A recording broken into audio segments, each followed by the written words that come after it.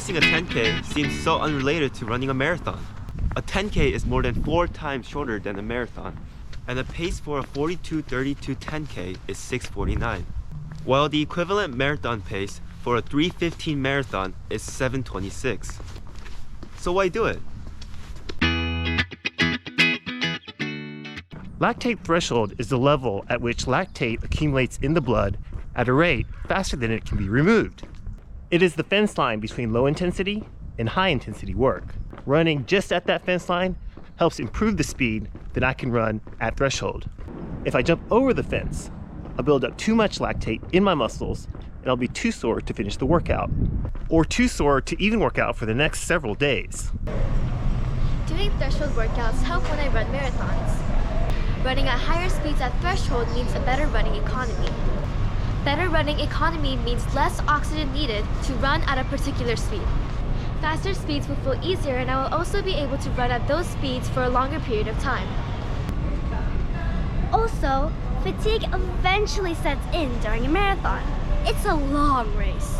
My heart rate will start creeping up as I close in on the final miles.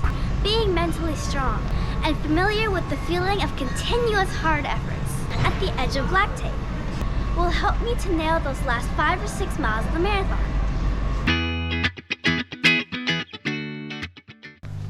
During a marathon training build, I work in a mini 10K build from the first week all the way to 15 days before the marathon race day. Since I can't run anywhere near my 10K race pace, at the beginning of the training block, I start with shorter tempo runs that progress weekly toward my 10K goal time.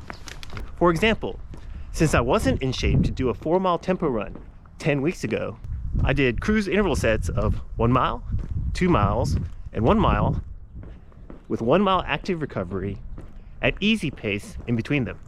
The next week, that progressed to 2 sets of 2 miles. And the next week after that, that progressed to cruise interval sets of 1 mile, 3 miles, and 1 mile. Then 4 miles in one go. Then 5 miles in one go. Finally, after 6 weeks, I was able to go 6.2 miles all in one go at my goal pace.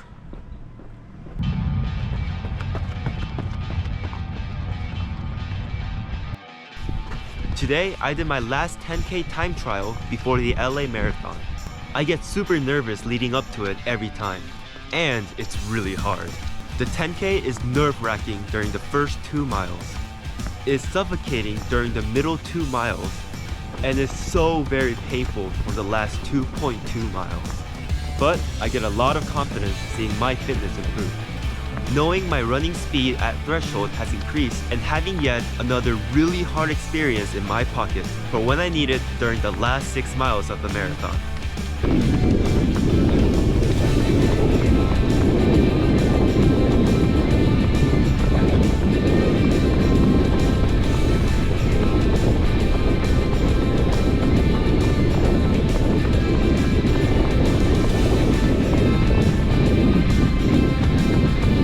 PBs are great.